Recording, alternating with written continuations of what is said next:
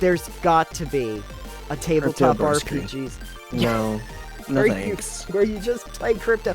That could be in Blades in the Dark. It's supposed to be about terrible people doing terrible things. We could do Blades in the Dark, but it's all. Now, I just need to sell you this NFT. Are you stealing a pencil, or are you stealing a cross? Wouldn't it be great, like, after reading this, I want every spellcaster to have, like, a fake spell focus and a real one.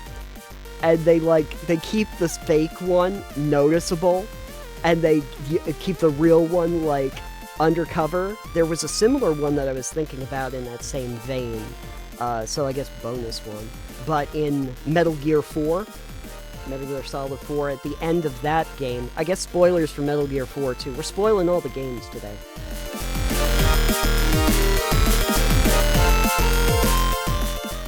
Alex, do you feel like you can shake it off? Not all the time, but once in a while you gotta get the sleepies out of your eyes. You know, the haters are gonna hate. So, well, that was my failed attempt at doing Taylor Swift. For all of you Swifties out there, welcome to Total Pebble Knockdown, which has absolutely nothing to do with that topic. And I am Nathan. And I am Alex.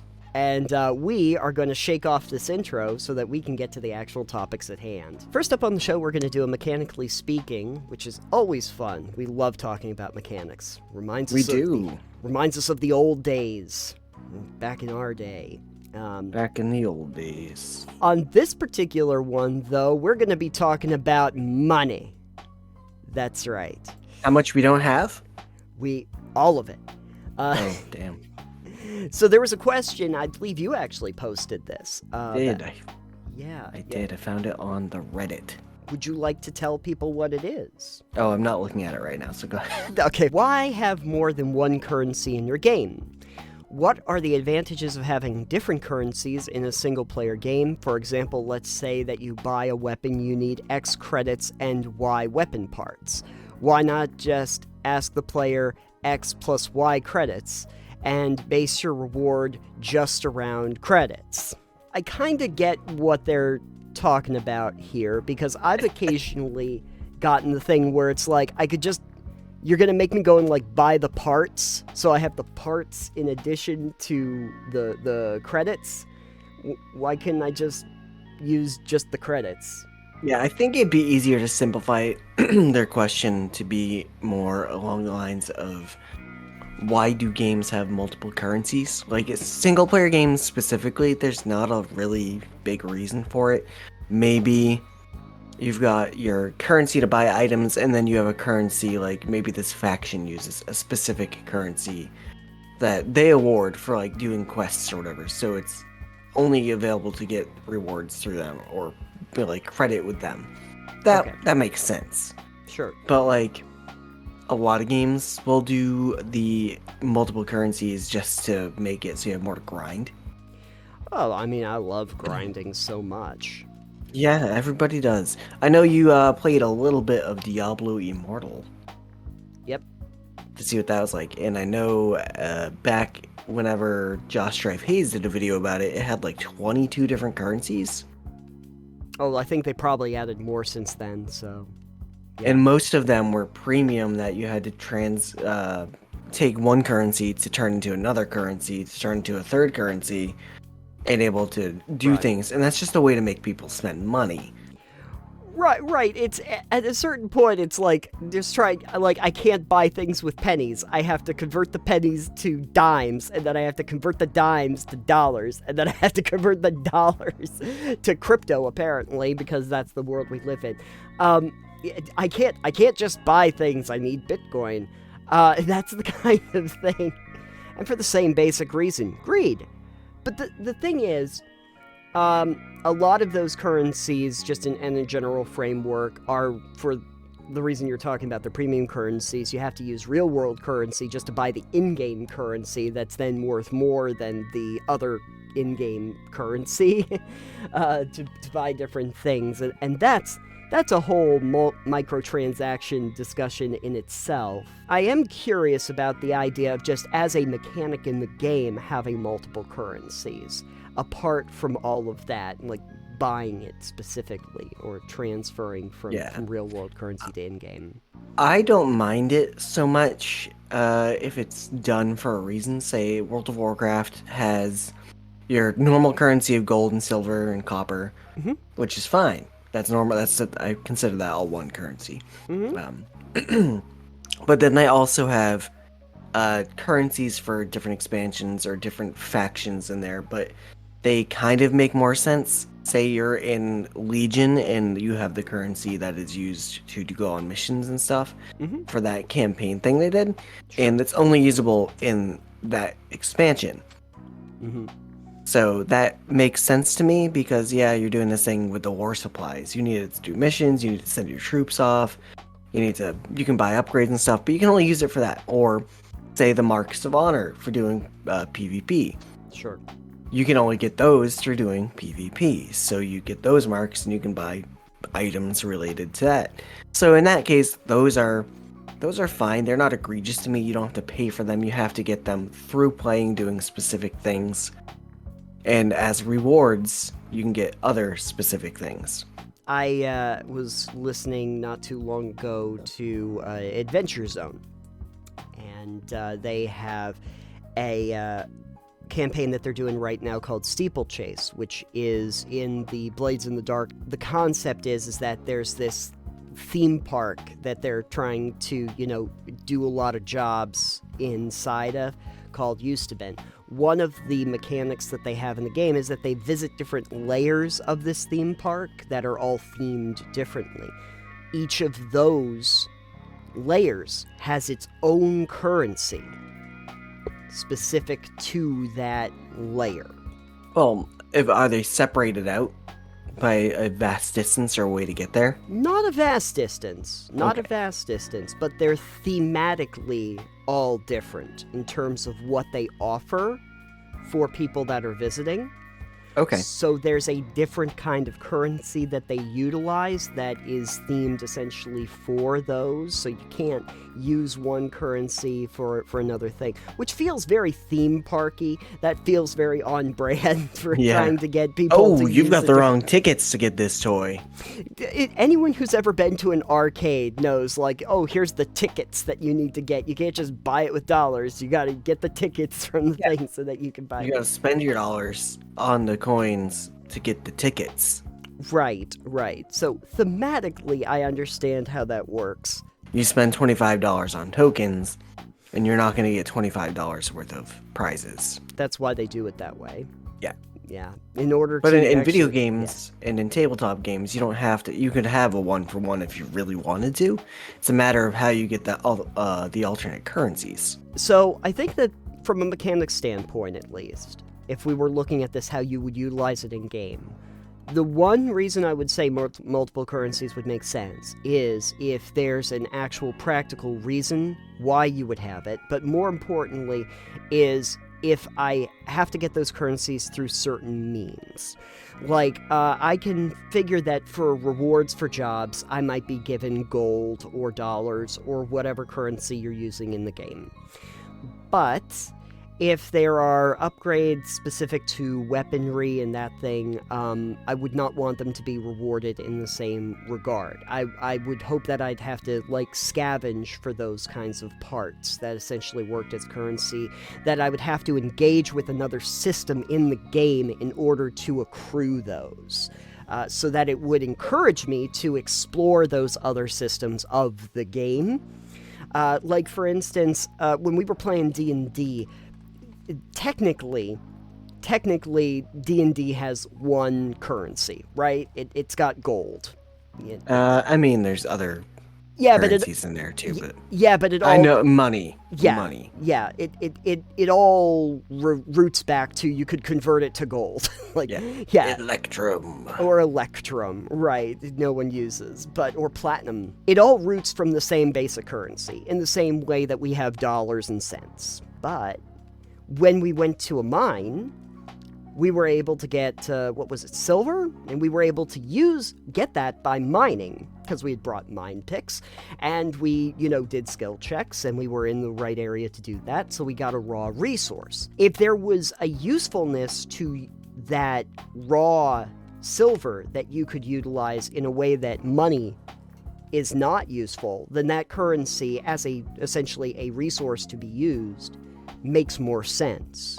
Because now I have to do something specific. I have to explore the world to locate something specific in order to achieve this goal, more than just like accrue money. But what I would say is that if we're going to do that, then raw silver or gold or a power crystal or whatever you're doing can't be a reward for a mission in the same way like money is. Like, I can't, like, go to a mission board and say, oh, it happens to be exactly the currency, exactly the material I need in order to build the thing that I have. It has to be, like, I go to a place and I actively do something, work with another system in order to utilize it. That's my thinking on it. Otherwise, it's just needlessly trying to convert things. Yeah, it's just grinding the time you're playing. For video games specifically, tabletop, yeah, you can still do that. I don't see it as prevalent in tabletop, however. No, I mean, I have not played something like a Rogue Trader, but I keep thinking to myself that maybe in a trading game it would make sense to have multiple currencies that... Rogue Trader, you never really dealt with currency itself. Got it. You dealt with a wealth rating. Oh, okay, so it's still, it's even more abstract at that point. Yeah, it was more abstract, because you were dealing with enough money to buy a fleet of ships, essentially. You weren't dealing with the, oh, I need a single thing. You were dealing with the, I need like 200,000 of these things. Yep. Yeah, so it was like, we're not going to give you actual, like, here's $5. It's like, you have a wealth rating, and what you can acquire easily is based on that rating. If you had a trading game where there were multiple currencies and the value fluctuated, like you actually made a market for it, I could kind of see the usefulness that, you know, I buy into this thing and, you know, then maybe it's worth more, less down the line. But you could do that with commodities trading just as easily. Yeah. However, I don't really think that sounds like a very fun game if that's like the main game. Who knows? Depends what you do. I guess so. If anyone in the comments knows any great trading and economy-based games, let us know. Give me a trading RPG. I need a role-playing game where we are just Wall Street bros. Give me that. Crypto Bros. There's got to be a tabletop RPGs. No. No thanks. Where you just play crypto. That could be in Blades in the Dark. It's supposed to be about terrible people doing terrible things. We could do Blades in the Dark, but it's all. No, I just need to sell you this NFT. Yeah, just sell. Yeah. Bored apes as currency. Great. Perfect. That's the other currency. But see, you can buy that with regular currency. It will be like that restaurant that you couldn't get into unless you had an NFT that told them that you were allowed in, like a pass. It could be like that. Yes. We're not going to talk about it. No. Anyway, just know the future is horrible. I'm going to put up a little thing. It's like the more you know. Bury your gold. Bury your goal and hope it's still worth something. Shinies. Always good shinies. If you have another reason why you might want to use multiple currencies or what kind of currencies you'd like to see in games, please let us know in the comments down below. Otherwise, just stick to the one. I think have like a combination of like our monetary system and then also a barter system. Do like Catan, where I can barter for this resource instead of this other resource. Because in that game, I will give you 5 chickens. I will give you these 3 sheep for those 2 logs. And a brick. It's how much people really want that brick. I really want that brick. They're not easy to come by. Anyway, Alex, while you were finding a question online, I happened to come across one myself. This one I thought would make a very interesting crit think by virtue of being about a battle royale at the end of a campaign. It's that time of the campaign. They've all been journeying for a long time, and it's about to start a new campaign, and they want to duke it out. I'm setting up a Hunger Games-like battle royale, and all the PCs can try and fight in the winner gets godhood. My Arcane Trickster player asks me about stealing a spell focus off the sorcerer. The Arcane Trickster is invisible and has the gloves of thievery. I can't really think of a reason to not let him do that, but I know my sorcerer is going to be super pissed off. Would you let this go? So I guess there's a couple things here, but yeah. Sure. So my first thought, gut thought, is don't do this. Yeah. The entire first thought is just don't do something like this. Player PvP never really ends up well, especially if the reward is, especially if it's like at the end of a campaign and the reward is godhood. That sounds just, I don't know. The person sounds really young to me, perhaps. No shitting on people for doing stuff like that. I've definitely done it in the past, I'm sure. But that doesn't sound like a satisfactory end to your, game. I mean, if they're all looking to do it, I guess. Sure. You have to, that's the other thing. You have to have a lot of buy-in. All of your players have to want to do this thing. And it's like, that's one of those cases where you're going to sit down and be like, hey, how does this sound? Yeah. And you can lay out the basic premise, but maybe not give them all the details. Don't tell them they're going to be fighting each other if you don't want to. But again, if you're going to have players fighting each other, especially if some players or characters can die, you're going to want to have your players okay with it. This does specifically say that they wanted to duke it out, so I guess the inference from that is that this is something that the crew is okay with. So whoever's the most broken is going to win. Basically, whoever has made the most broken character is going to win, and it's probably one of the spellcasters. I don't know.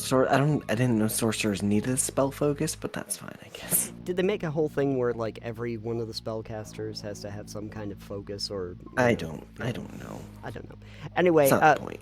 Well, yeah. Let's just say, okay, apparently sorcerers have spell focuses, and if they don't have it, that's a problem. Although I always thought spell focuses as a mechanic was a little bit odd. Like, so what, if I don't have my special object, I can't cast spells or something? But my thought on it is, okay, so you want to have everybody do a battle royale. They all have to agree to it, sure. I don't necessarily find the idea of doing, like, Thunderdome at the end of a campaign to be particularly useful. Like, that would be kind of weird from just like a narrative perspective of, hey, we all went on a journey together and we all grew together as a group. Now let's fight each other to the death. And we're all it's a little strange. I don't know. It depends on like your story overall. Obviously, it can definitely work. Sure. Especially if you have a ragtag group of reluctant heroes or whatever. Oh, yeah, just like a group of heroes that hate each other and are only the anti-heroes. They're only working together because they have shared goals. And once that's over, I want you to die. You will die like the dog you are. Like that kind of a party. I don't know if that's fun at all. Not to me. Seems terrible. I don't know why I'd want to play with these characters. Maybe once you become a god, the first thing you do is resurrect your friends that you just murdered. Maybe you do. Maybe you do a thing where you do like a simulation, where you're all in like the Rock'em Sock'em Robots sort of thing, and you get to fight each other with all of your stats. You're playing the role-playing game as your character's playing the role-playing game with their own characters where they've assigned stats to them. Let's deal with the big part, the actual question here, which is about if you have the Arcane Trickster and the Arcane Trickster knows that this is going to be happening, everybody's aware that this is going to be happening, has Gloves of Thievery, is invisible, wants to steal the spell focus off the sorcerer. Is that okay, first of all? I feel like if you've got a party that has agreed to wanting to do a battle royale at the end of the campaign, and you have a character that is a thief, sure, I feel like you're gonna need to be okay with the fact that somebody's gonna try and get a leg up on the rest of you. The first response actually back from that was something that started, If this is explicitly a battle royale where they all agreed to fight, then yeah, it's pretty clever at a pretty high DC or even a contested check. Definitely contested. Yeah, because this feels like less of a pickpocket and more of a ripping it out of their hands. Rogue still gets advantage. I don't even know if the rogue would get advantage in my framing. I would make it depend on like when you do it. Like, Yeah. all right, next time we go to bed, I'm gonna rifle through his things and steal his spell focus. Yeah, you. And then yeah, the question is, do you know what his spell focus is? Have you paid attention to it? You know, are you stealing a pencil or are you stealing a cross?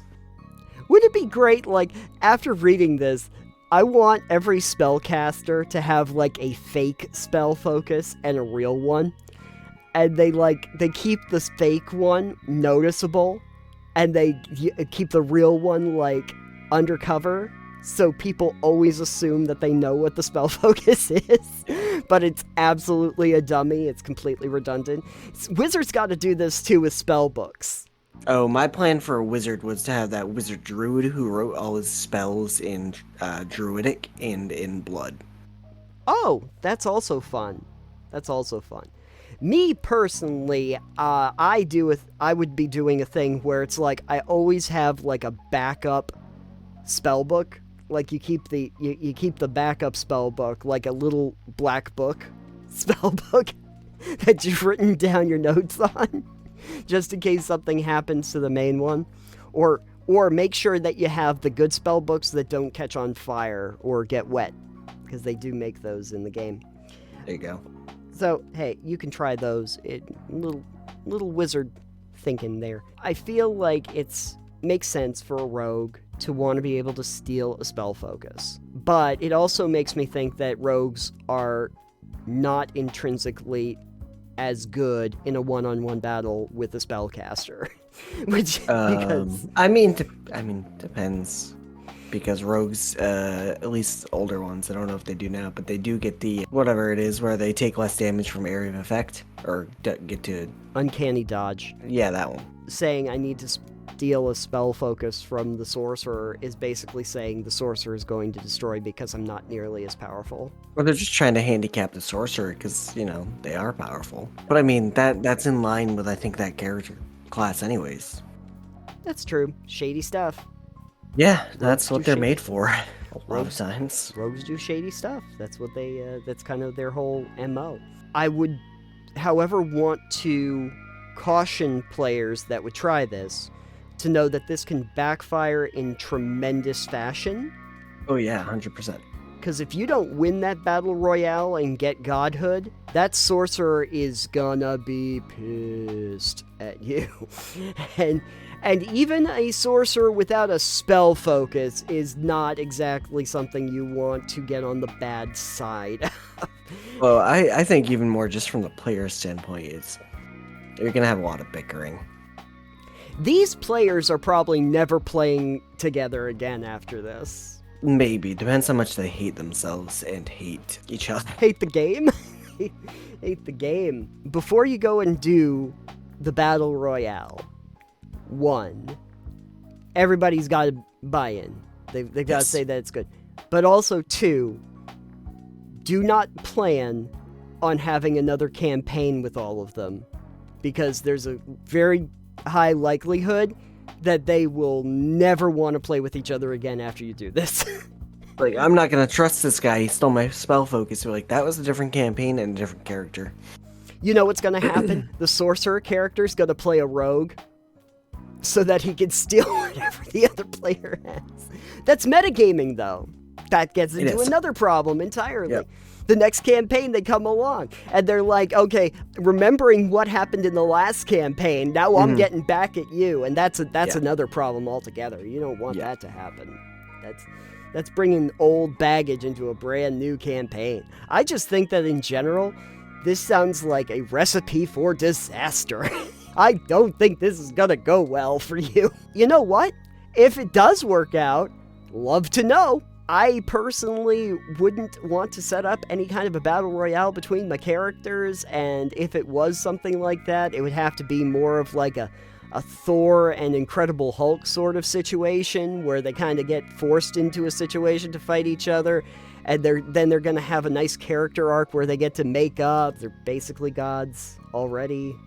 One of them is. One of them is, and one of them might as well be. Yeah, pretty much. I wouldn't want a scenario, though, where the characters are going to actively die. This would have to be more of like an MMA sort of fight. Yeah. On points. Get them on points. Who's determining that the godhood is happening? The seer or something comes down from the heavens and goes, now that you've defeated all your enemies, you must defeat each other in combat, and you shall be deified afterward.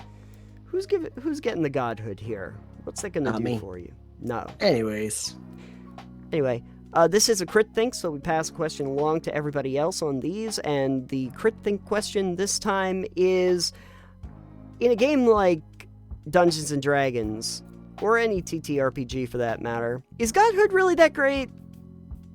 would you pit your players into a battle royale as the end of a campaign? No. I'm not asking you. I'm asking the listeners. There you go. But also, godhood in a role-playing game. I don't know. So, on the last episode, we talked a little bit about how I don't like boss battles. But that was rooted in a question that came on our Discord, which we said we were going to get back to, so here we are. So, time for, after a long hiatus, a Discord discussions, everybody. Datum was asking about what our favorite boss battles were in video gaming. And as you might have guessed, I am not a huge fan of them and didn't have a ton of answers out of the gate. But I did think of a couple, and you said you thought of one. Out of one for now. I would have to go back through my backlog of games and think of all the boss battles they've had. Right. And any that really stick out in my memory as being fun or memorable. And so far, I could think of one that I really, just love. Boss battles that I remembered fondly is pretty much what it amounts to. There were probably better ones or better executed ones, but there were a couple that really spoke to me, and they're very atypical in terms of how boss battles go. So the first one that I wanted to talk about is actually from God of War 3. Okay. And it was the battle with Kronos. Okay. If you remember Kronos. I don't know if I played 3. Oh, okay. Well, I played 1 and 2. I might not have done 3. 3 is where things get real. Kronos has to throw down with the big dudes. This is where Poseidon and Zeus and everybody else go down. That's it. So the battle with Kronos though is kind of great because as a Titan, Kronos is huge. Yes. Massive.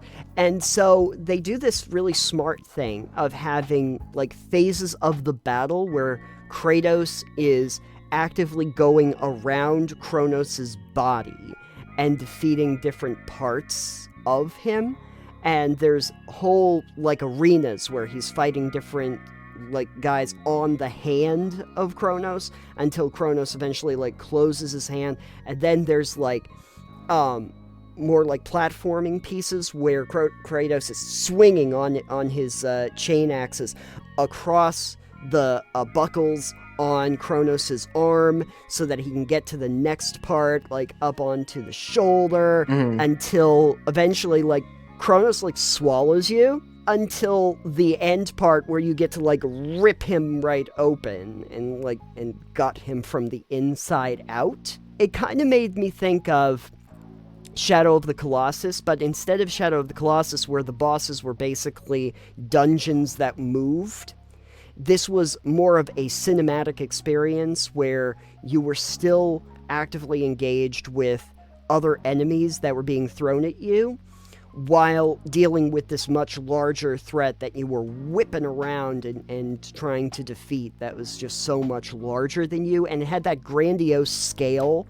that I really appreciated from boss battles that you don't usually see. Like, so large that you can't even imagine how you're going to do it. And then you feel like a real badass. You're going around and swinging around and doing all of these different systems from the game, like the systems for movement and combat and everything like that, and utilizing all of them in order to defeat a literal titan in the game. Yeah.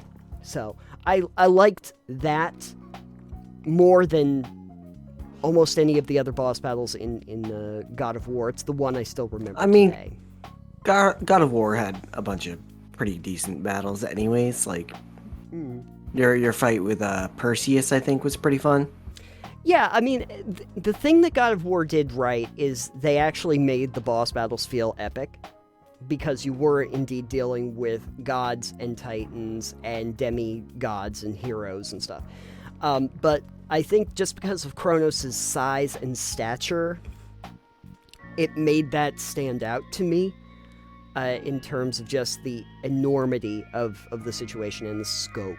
So my favorite boss battle, spoilers in case you are in the process of playing or wanting to play Legacy of Kain Defiance. I believe Datum might have gotten it recently, so in case you're listening and haven't played through to this, spoiler alert. So in Legacy of Kain Defiance, you start the game as Kain. Yes. And then you go through later and you start playing as Raziel. And the game goes back and forth between you playing as the two protagonists. Yep. Kind of back and forth through time until they meet at different points and their stories meet and are converge and whatnot. Have you played this one? Yeah, it's been a while, but I did play through to the end. I played through to the end. I don't really remember what. That's fine. So my favorite part, and I think the best boss battle that I can remember at least, is at one point you are playing as Kain. And you go through and you're back to a point in time where you're in sync with Raziel.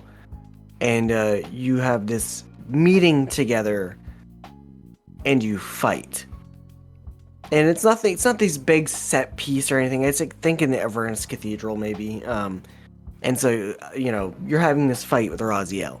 And it's all this narrative and you have a little scene, them talking, and you have a fight. And it's not like a huge skill fight. It's you fighting this guy that through the series is built up as not really your enemy, maybe kind of your ally, but tentative allies, and Raziel's very unsure of your intentions. So they build that up really well, and you've never really fought, like, I think once or twice, but, like, you don't kill each other. You fought, and then Kain's escaped.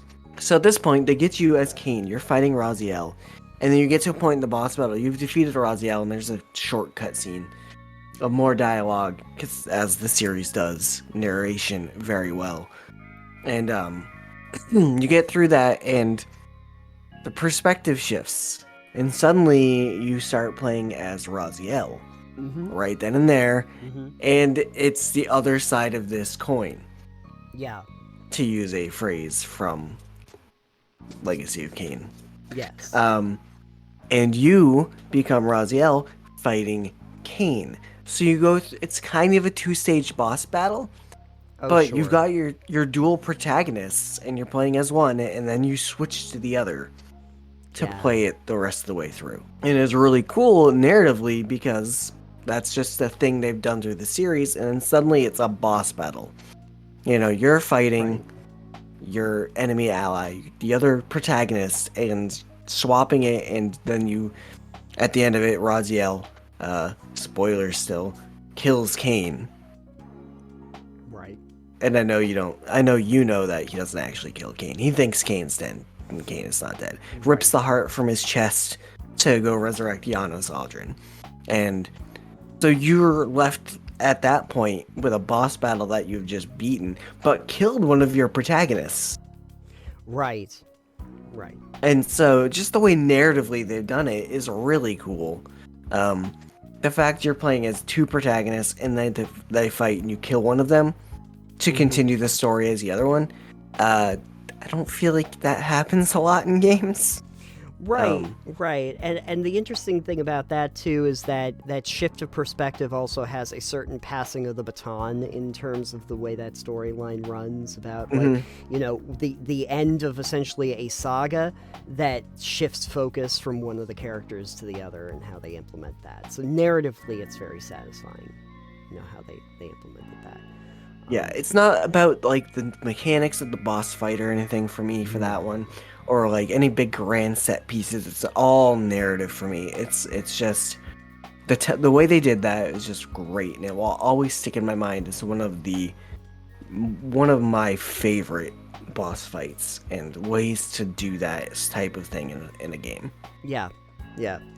No, that's a good one. It's actually interesting because there's a theme for my other game that I was thinking about that has a very similar feeling to that. But in order to do this, I'm just going to let everybody know I literally have to spoil Nier Automata. Oh, yeah. I have to basically spoil Nier Automata. I still have not played all the way through the B and the C storylines. Okay, because It's fine. I already know the entire story. Yeah, because what I'm going to have to do is I'm going to have to tell you about the E storyline. I don't know which one E is, so it's fine. The last one. It's the I haven't last played as A2 yet. Okay. And I have not beaten as Nines. Okay. Well, so here's the thing. So just spoiler alert, I guess, for literally the end of Nier Automata, because this is where we're going to get to. You might know Nier Automata is one of the best games. It really is. It's very narratively satisfying. It has a lot of really great philosophical ideas, and it has really excellent storytelling, and the shift of perspective between several characters gives you a much fuller picture than any of the individual characters have. I could talk about the game for a very long time, because it is. And other people better at their words have done it. Have already done it over the last few years, so I'm not going to reiterate that now. But anyway, it famously has like 5 actual endings. Well, technically there's 26 for each letter of the alphabet, but a lot of them are fake endings or false ones. There's 5 actual endings that you run through, and they get more and more complex as time goes on. And they also get darker and sadder as time goes on. So when you get to the E storyline, 2B has already died. Basically, 2B's gone. As far as you can tell, the organization that 2B and 9S were working for is gone. Things have gotten destroyed. As far as you know, humanity is indeed dead. There are no aliens left. Like, everybody's gone. Pascal's gone. It's all down. The whole thing's down. And at the end of all of this, you end up in a cathedral. A2 is going to that cathedral, and so is 9S. And at this point, they do not like each other anymore. They're not friends in any way, shape, or form.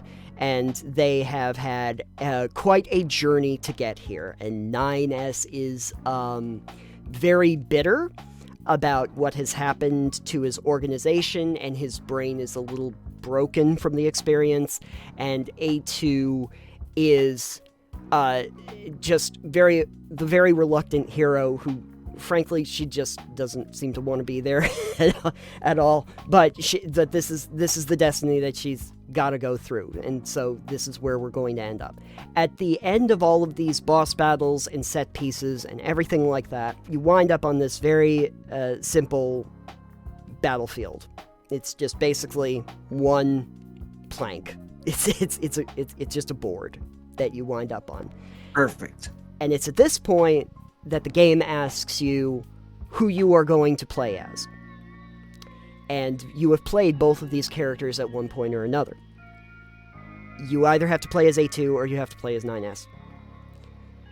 And the reason why they tell you have to do that is because they are going to fight each other to the death now. The fight itself is nothing particularly different. Like, A2 is going to use her big sword, and slash away at 9S as much as you possibly can.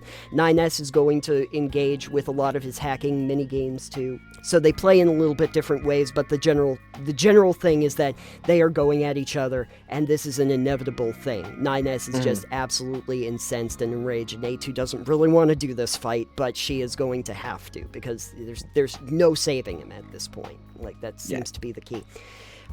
So you do that battle, and one of them, and likely both of them, are going to die at the end of all of this, after they have this narrative, have this conversation while they're fighting.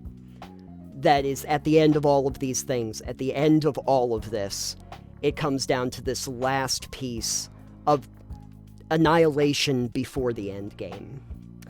And it's after that you have to make a pretty pivotal choice that I think most people are familiar with the Nier series, which is if you are willing to literally give up your game to give some hope for the future, which is literally just having your save data erased entirely so that you can give hope to the future, and whether you want to do that. But the basic idea is that at the end of this, having played both of those characters and seen everything that they've had to go through, you are now going to have to choose which one you are actually going to fight for and which one you are going to fight against. And it's not going to end well for anybody. No one's getting out of this in good shape. That's the ending of Nier Automata. It mirrors a little bit of the hopelessness of, like, the first Nier game too, and I haven't played the other one that came out, Replicant, so I don't know. But typically by the time you get to the E storyline of Nier games, it's not pleasant to see what actually happens to everybody. Isn't 2B's consciousness, like, in A2 at that point as well? I don't remember how that shook out. I know that there was a whole thing where 2B was, once they completed their mission, with 9S and 2B completed their mission, there was supposed to be a thing where 2B was specifically going to have to kill 9S herself, because 9S had to die, essentially. Essentially, that was the whole thing. And of course, now 2B is not around, so 9S is not dead. So A2 is now the one that essentially has to be in that position. Wasn't 2B specifically designed as a unit to kill the scout unit? 9S. Because they had some defect with them or something? Yeah. They were too emotional, I think. Which you get by the end of it. Yeah. It becomes pretty obvious. But A2 was, I want to say A2 was an earlier model, if I remember correctly. Man, the story is starting to slip away from me about the particulars. Time to play it again. Yeah, I guess I gotta go play it again, guys. I'll go play it again to remember how these story beats work, but A2 was like one of the original models, didn't necessarily have that programming. It's a sad ending to a very good game, but it's incredibly well done, and I think the reason why is because they make it very simple at the end of just being on this singular plane, almost like a 2D experience of having the two characters fight and use their abilities against each other. Realizing that, you're going to have to use your two playable characters that are still around at that point against similar to the last one I talked about, where you have two characters through, by the time you're probably playing Defiance, you're very familiar with these two characters and how their story beats and personalities are.